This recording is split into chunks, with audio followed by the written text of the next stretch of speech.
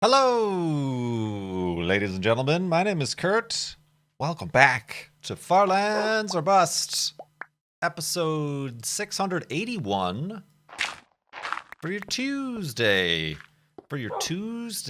April 17th, 2018.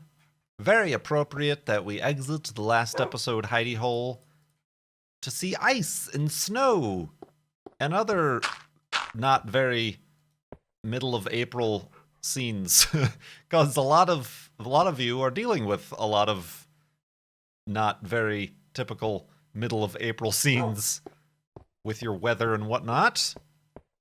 The whole East Coast, even the Midwest, Chicago, East Coast, I think the UK as well, and parts of Europe, getting a final blast of winter. Happy spring. But yeah, welcome back to Farlands Bust anyway. Sorry if you wanted to escape that. We're going right through it again. Gotta get this wool though. Gotta get this wool. We're all paranoid about our woolen situation. So now we're gonna overcompensate and carry too much wool. We're going to become over encumbered with a fluffy white insulation once belonging to sheep. But we're continuing on to the Farlands here in Minecraft Beta 173. Raising money for direct relief. $14,586.08 raised so far at farlandsorbust.com. Thank you so much for all the continued support. I actually just got an email from Direct Relief thanking us for what we have raised so far. $14,500, certainly not to be scoffed at, certainly indeed. So I wanted to pass that along, and also they were wondering if we had any questions about Direct Relief that perhaps I haven't answered or spoken about when I first introduced the charity for the fundraiser here in Farlands or Bust. What I do gotta do is actually put that information up on the website. I kind of finagled the website around, and now one of the pages is dedicated to the charity, which it once was in the FAQs, but I decided to separate it out. Of course, I haven't actually made that page yet. Does anybody want to write that page for me? I just need the content. I'm a very typical web designer in that I'm not used to making the websites. I'm used to designing the websites. And that was generally, as a web designer, and I'm sure any freelance or people who work at studios who do web design for clients know that the biggest problem, the biggest slowdown in any web design development project is waiting for the client to provide the content. There tends to be a misunderstanding when a company or somebody hires someone to make them a website that it will just materialize out of thin air. But you're just going to end up with placeholder images and lorem ipsum if you don't find actual content. Or in my case, a completely blank page saying, coming soon. I honestly don't even need to write that. I could just take it from the Direct Relief information they've given to me. So, yeah, we'll get to that eventually, but if there are any questions above and beyond what's available on the Direct Relief website or what I've provided, certainly let me know, and I'll make sure if they're frequently asked to add it to the website. Indeed, it's always good to get feedback and to hear back from the causes we support. And it's all you.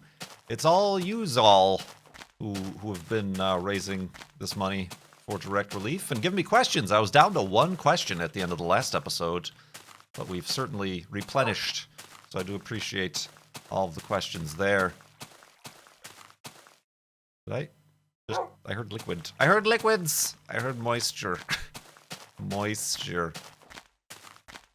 Ooh, spooky. So yeah, we're continuing on here. We are continuing on, indeed. Woof. What was I gonna say? I swear I had something else.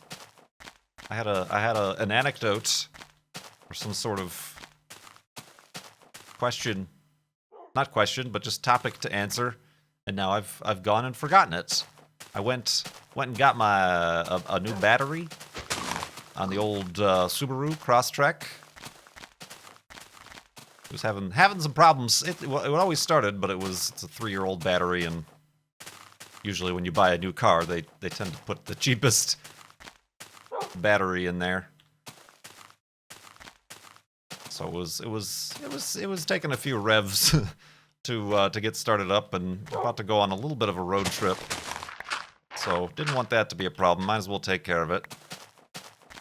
And I was told by the automotive experts of Cone Dodgerville that batteries, they're all the same. They apparently are all the same. They're all like made by one company, but then just branded to the different brands. They're all the same, and it doesn't matter where you get them.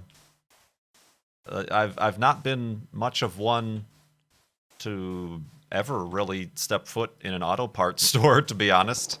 So I'm like, what? Like, is there like, you know, if I'm gonna go shopping, I'm gonna go to Target and not Walmart. I don't want to go to Walmart. If I want some sort of electronics, I'm gonna, you know, shop online at like Newegg or Amazon. I'm not gonna, and I realize the irony between Walmart and Amazon, but I'm not gonna go to Best Buy or whatever. So I was wondering, is there any situation like that with auto parts stores or anything like that? And nope, they're all the same. They're all the same. So comparing apples to apples and car batteries to car batteries, the best price was at Ye Old Pep Boys. Ye Old Pep Boys had the best price, so I went there, and they include free installation. I'm like, well, I could do it myself. It's just changing a battery. Big whoop. But if they want to be the ones to lift this 40-pound block of energy, car batteries are deceivingly heavy. I don't know how many of you have ever handled a car battery before, but they are dense. They are dense indeed. So I'm like, you know what? If they want to install it for me, fine. It's free. Let's do it. Unfortunately, the free installation service also means that you're not the highest priority, which I should have expected. Ended up taking like an hour to change the car battery. So that was fun this morning. That was fun. Good thing I don't usually plan to record, or to stream, excuse me. I'm recording right now. I don't plan to stream on Mondays, even though this, like I said, episode's coming out on Tuesday. So didn't have any pressing issues with time. But yeah, that was interesting. So in the meantime, since I was in an auto parts store, I got some fuses. I didn't need any fuses. As far as I can tell, everything works for the 77 Corolla. But it uses, instead of the little plastic tab Lego piece looking fuses that all modern cars use, it's got the glass cylinder fuses. And they look different too. I'm assuming the materials changed, because I got the same size and the same volts and amps, whatever, fuse. But the old fuses in the Corolla are like flat. The metallic structure inside is like a flat, it almost looks like a barbell. There's a thick piece and then a thin piece. Thick, T-H-I-C-C. And then, but the new ones are all just like a very thin, it almost looks like a light bulb filament. I'm assuming, I mean, it's the same size, same volt, amp, whatever. I made sure to check that. But hopefully they work. I don't need them right now, but hopefully they'll end up working. But I asked the guy, I had an old one, I just took one and put it in my pocket just to compare. Like, this has got to be the same thing as this, because all the specs, you know, this amp the same, 32 this, 15 that. And he's like, well, what car is it for? And he goes to search it in the computer, and I'm like, it's a 1977 Toyota Corolla. And the system must obviously have information. Ooh, look at what's coming up ahead. Look, this is beautiful. This is very beautiful. Screenshot. You want to be in this picture, Wolfie? Quickly, the sun is setting. Oh no, look. Yeah! Beauteous. The neat little island-looking thing. Nice. Sorry, distracted by the grandiose scenery. So yeah, like the system had the wherewithal to have him ask me, is it the 1.2 or the 1.6 liter engine? I'm like, 1.6, and he's like, oh. He got to the final screen and there was no information about fuses or anything related to the 77 Corolla. So I'm like, how about just in your expertise, can you look at this one that I brought in and also look at these ones that were on your shelf and tell me, are they the same thing? And he's like, I guess so. He didn't seem to know that much, which I think is the problem with Pep Boys, it seems, and what I've since learned from Cone Dodger. He's like, any place is fine. And then I come back from Pep Boys. As long as it's not Pep Boys. Take it! You dang guy. Let's go to sleep. And continue in the morning.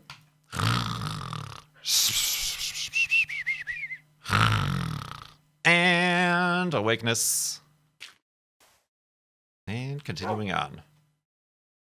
So yeah, that I don't think that was the anecdote I meant to open with, but it's what you got for episode 681 here. Let's get to those questions, though. Pallet Hands. Now that we know you wear a kagule, pronounced Kegel, outside when it's raining, do you still sport plimsolls, or do you employ wellies when outside? Listen here, Pallet Hands. I don't have time for your nonsensical ramblings and jibber jabber. This isn't a language I speak. Whatever this language you speak is. And I know what wellies are. They're just rubber boots. Rubber boots. I do not own wellies. Alright? I don't know what a plimsoll is. Sounds like some variety of plantain or banana type fruit. Tree-bearing fruit. Ooh, this is even prettier over here.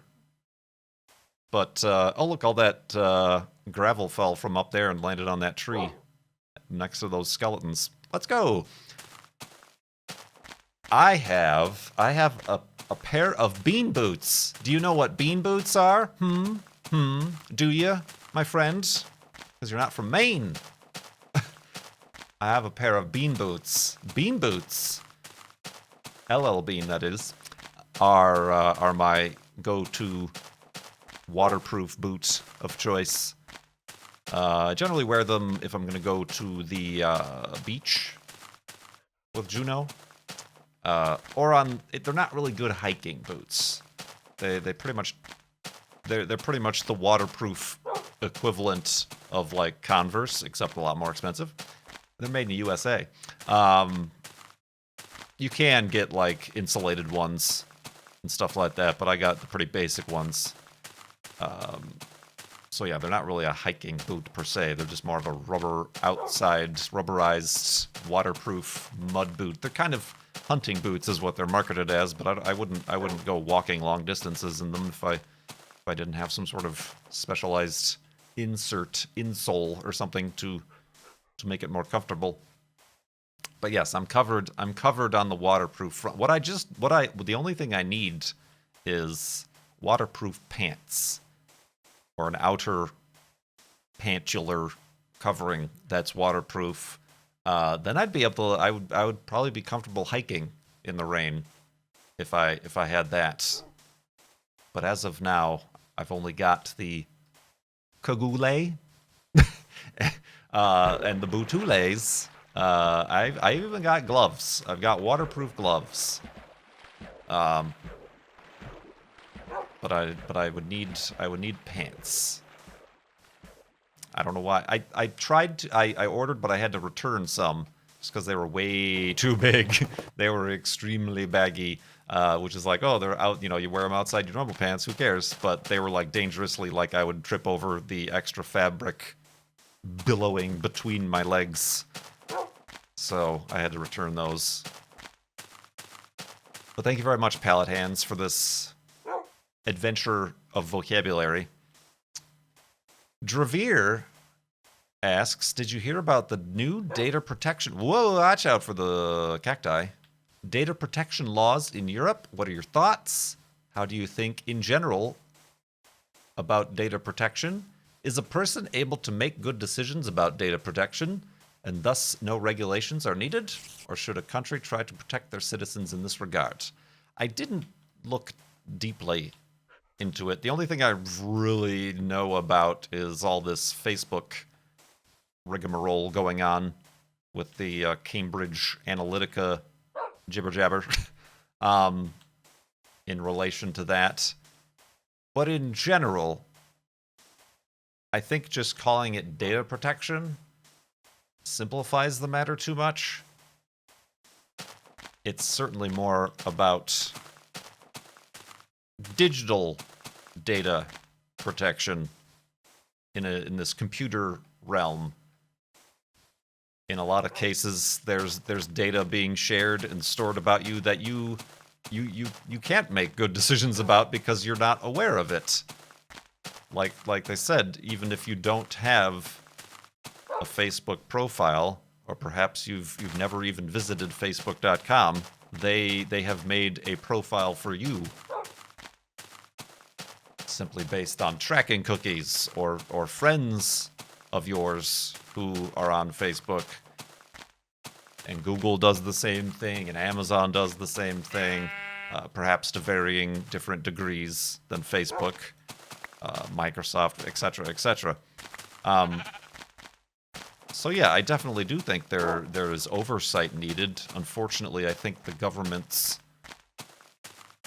lack the expertise and knowledge, and they need to be brought up to speed on such things in order to effectively create such regulations, laws, because if we've learned anything, you really shouldn't trust a corporation to self-regulate, especially in regards to such sensitive topics such as that.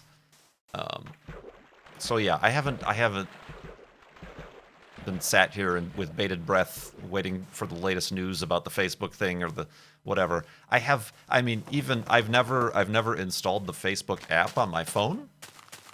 I don't know if that means I'm any better or worse off. Facebook didn't have access to all my contacts or anything like that, like ever. I've never in any of my phones installed the Facebook app. I made a Facebook back when they first came out, and you had to be in a school that was on their approved list. So I've been there a while. But I currently only have, I think, like 6 friends, and they're all just like my family. And I don't even ever post anything or reply or like anything from my personal account. Right now, my only main use for it is to post things to the Far Lands or Bust Facebook page. And even, in regards to everything, I've considered closing down my personal account. And even, like for a while, I didn't even have a link to my Facebook. The Far Lands or Bust page on the Facebook, in the description or even on the website. But people use it. So, it's not my... I don't think there would be any advantage, or I don't think I'd be making any sort of grand proclamation or stance about current events by deleting my Facebook page or the Far Lands or Bust Facebook page in general. But yeah, I mean, certainly it's an excuse and a good idea to look into VPNs, to look into alternate DNS, if you're worried about your ISP and Comcast and stuff, to do what you can. Obviously, encrypt your phone and make sure that's, you got to protect your data from the government too. So there's that as well. They're talking about asking for all of the social media you've ever done if you're coming from outside the United States to travel inside the United States. So yeah, it's a heavy topic, one that I certainly don't have. You can probably estimate my opinions, but I don't have any breadth. There's no bread at all of my knowledge. There's no breadth or width or height or girth to my knowledge about the topic or the current events or past events or what to do or what not to do. So yeah, thanks for the question, Javier. I'm sorry. I'm mostly abstaining from answering all of your questions. I can, however, answer MJ's question. EMMJEA. MJ. That's an interesting way to spell it. What will you do when you reach the Far Lands? This is a question I get a lot.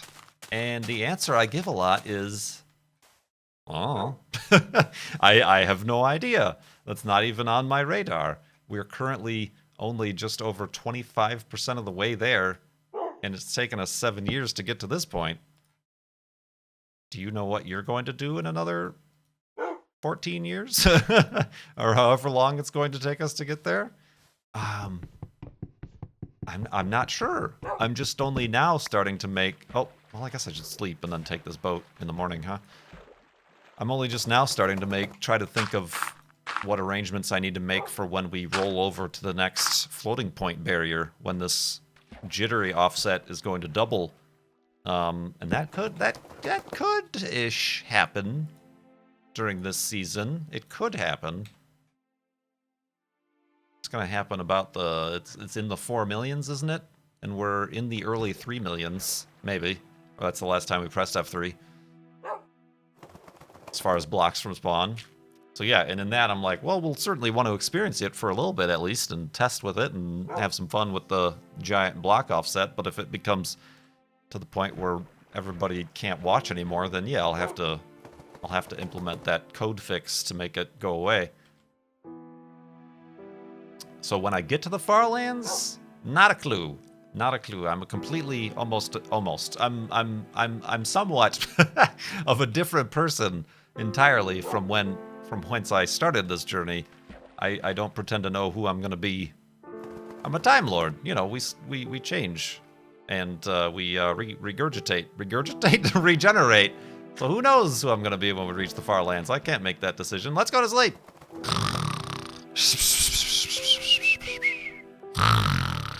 And awakeness. Did I pass up all these sheep, or did they just spawn?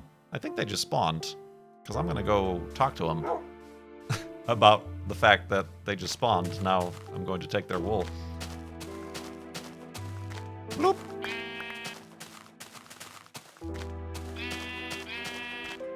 No pink sheep, though. Bloop. Bow to you, too. Let's see here. Metal Maggot asked, what was your favorite car you've ever owned, and what is your dream car that you could realistically achieve? Well, I haven't owned very many cars. Oh, wait, I made that boat, didn't I? How absent-minded of me. Honestly, now it's going to take longer for me to walk back to the boat than it would have for me to just put the new boat down and continue on. I've only owned, my first car was a 91, 92? Gosh, I don't even remember anymore. Cavalier, 2-door. Cavalier. Black. Murdered out. No, and then my second car to replace that, after it went kaput, was a 2004 Cavalier, which I only recently got rid of in 2017.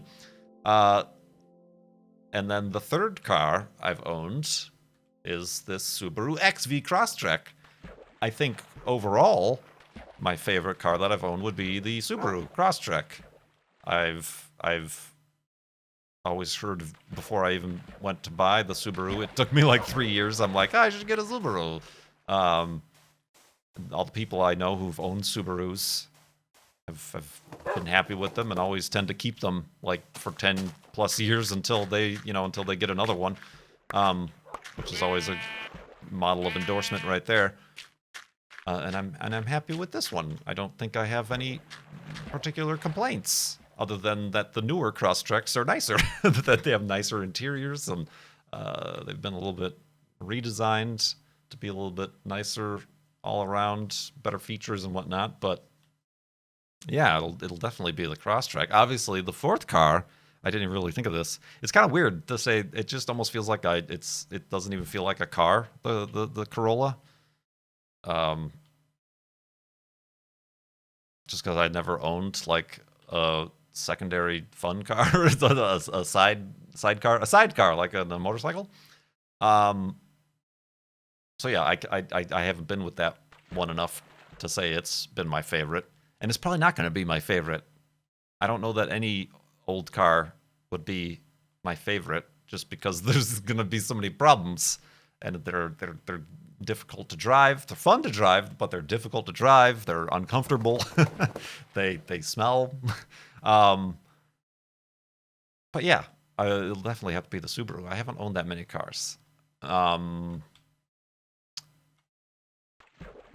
Realistic dream car. I don't know. I'm very much of the mind of hopping around and owning a bunch. Obviously, I was originally looking for and thinking that my first quote-unquote fun car, that's lava, would be an old Datsun S30 car. The 240, 260, 270Z. That didn't happen because they're hot right now. They're so hot right now, and the prices are too high. So I think maybe, this Corolla is the good entry-level car. Maybe that'll be the next car I get. But then again, I've also, now that I'm learning about Toyotas, I've taken a liking to the Celicas, the first early-gen Celicas, depending on how you pronounce it. Kegels.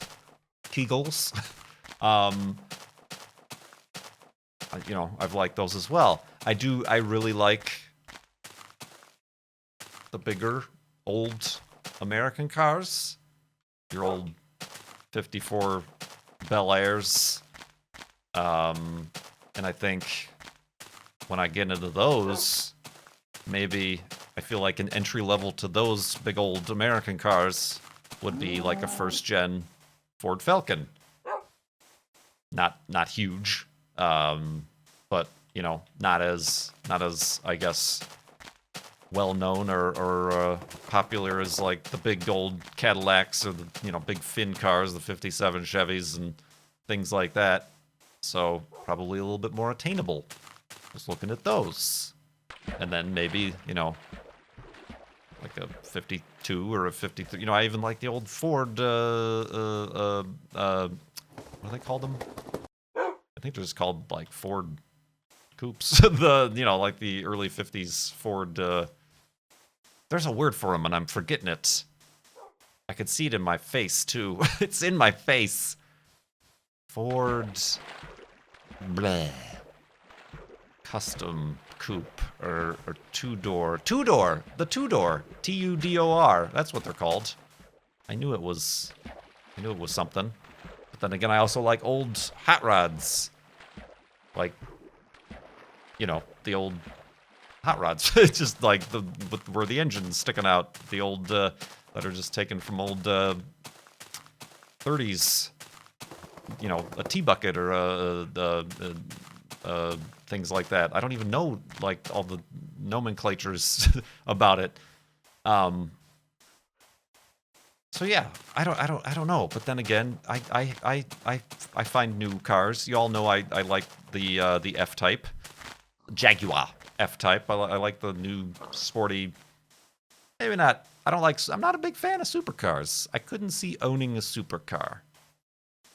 People can have their supercars. Your Captain Sparkles and other YouTubers can have their Ferraris and McLarens and Ford GTs. That's fine. I wouldn't be comfortable driving around. That's my one thing. I don't think I ever want something that's too nice for me to not want to drive it or like be too worried about chipping the paint or anything like that. That's, I think, my one caveat about it. So yeah, I don't know. That you know, if you asked me maybe 10 years ago, I probably would have said like, ooh, 57 Chevy is my dream car. But now, I don't know. I've in my searches, I was starting to look at the Subaru Bratz, and now like it seems like Cone is really wanting to find one of those. Those are just goofy, fun cars that would be interesting to own. I had a strange affinity, and I still kind of do, for the Subaru, what are they called? Everybody hates them because they're an automatic transmission, but they were like an attempt at a Subaru sports car. It was called they have the split windows. You know what I'm talking about. Like, those were, I always thought were just like neat looking 80s sports cars. What are those called? Ah, well, but you know, just a wide variety. The spice is the spice of life. Is that what? No, that's wrong. But yeah, I don't know. We'll see. I'm certainly open to the possibilities that are presented to us. If you asked me 2 years ago if you'd think I would end up with a 1977 Corolla, I would have said, what's a 1977 Corolla? I would have said, like, my grandma drives a 99 Corolla. It's a 4-door grocery getter. Why would I? But, you know, now I'm learning about the rear-wheel drive. Badass. I'm learning a manual transmission. There's the 2-door coupe. You could do this, that, or the other, and they're also like a fourth of the price of the Datsun Z cars. But yeah, I think that's where we're going. And I don't know. I was even thinking about this before because I recently paid off the Subaru Crosstrek. Got to replace the battery. I got a couple of years left on the warranty still. But I'm like, what do I want to do? Is this a car like the Cavalier that I want to keep for 12 years? Or do I want the spice of life and try to find another like daily driver? Uh-oh. Wolfie? Oh, there you are. Oof. That was close. That was a pretty big ocean. Will I get another Crosstrek because I liked it so much? Will I maybe think, maybe I should get an interesting daily driver? Certainly not going to use something like an old 77 Corolla as a daily driver, but maybe I want to find like an old WRX hatchback. Since I now know manual transmission so expertly. Or maybe I want to like find an old good lord, at all the lava. That's like the 4th lava lake we've seen today. There's some magma plate tectonic activity transpiring here in Minecraft. Yeah, I don't know. I honestly don't know. You'll have to stay tuned to find out. You know what else you should do? Is head on over to farlandsorbust.com and consider donating to Direct Relief to help us reach our $50,000 goal for Far Lands or Bust Season 7. farlandsorbust.com. We're using the Tiltify system for donations this season, so that's why when you click on the little tracker bar at the top or the banner at the bottom, you'll be taken to a Tiltify campaign, which is how we're tracking the donations and how you're asking these questions. That would be much appreciated. Any amount helps this cause to make healthcare, both day-to-day and in emergencies, available to those in need around the world. That is what Direct Relief does. That would be much appreciated. And that is what drives us onwards to these far lands. That is what drives us onward indeed. Well, now in the next episode, I got to remember to get planks of wood. Dang, this inventory management. It's almost like this point of the game or something. So yeah, thank you so much for watching this episode. Hope you enjoyed. Hope you had a good weekend. My name is Kurt. I We'll see you next time.